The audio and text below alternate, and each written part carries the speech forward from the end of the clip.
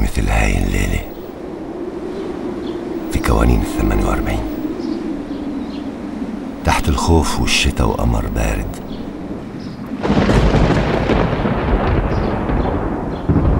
رجعت خالتي زهرة ماشي طريق جبال تحت الرعد والبرد والبرق والبارود.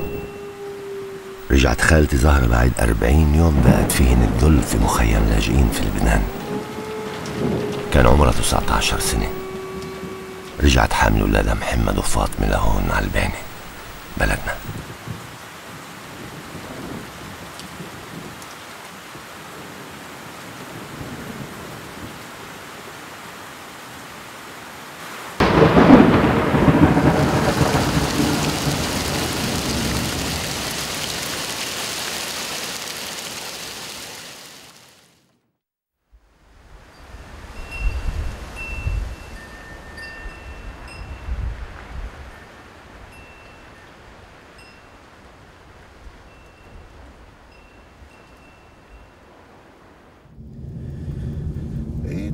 يطولوك يا ليل يقصروك يا ليل، يطولوك يا ليل يقصروك يا ليل، يطولوك يا ليل والنيل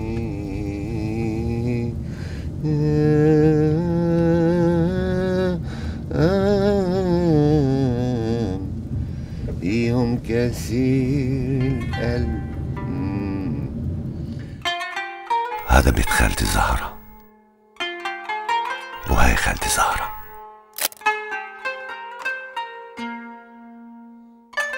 وهدول ولادها ربينا سوا،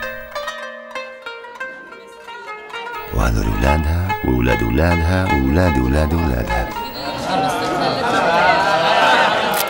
حاولت أعمل لهم صورة جماعية بس مش الكل إجا. حاولت أعمل لهم صورة جماعية كمان مرة وكمان مرة مش الكل إجا. إجوا أكتر هالمرة بس في منهن أدحولي.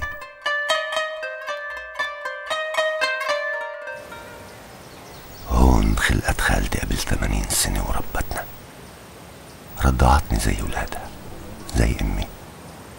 قبل 2 صار عندها جلطة بالدماغ، خفت كثير عليها. الله يطول في عمرك يا خالتي. ان شاء الله تقبرينا كلياتنا. ايه علي ليه هيك بتحكي يا خالتي؟ هيك بزعل، ريتني مشرب ولا حسرة لا منكم ولا من اولادكم. وانا طيبه الا تعيشوا قدي عمرتين كلكم.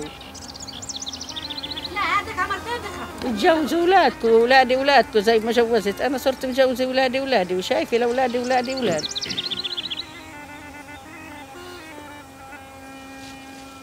تنجين خالتي؟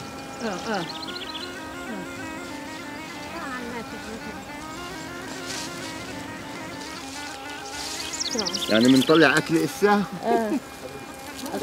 ليه بيطلع اكل؟ هاي البعنة بلدنا، هون خلقت خالتي. لما كانت بنت صغيرة ماتت امها. كانت فايتة طول ابصر شو من الخلية شيمونة، شافت حية راقدة هيك زي القرقة عينيها بتقدح شرار، خافت انكسرت خشبتها وماتت بعد 7 أيام. بقيت يعني أكثر حياتي عايشة عند دار سيدي. بقت حياة ست طيبة، ست حسن. بقت انعملت مثل مدقدقة هيك بلا لحمة، هاي بيقولوا لها مدقدقة. أروح ألاقيها شايلت اللي إياها بالطاقة، بخبية الزيت.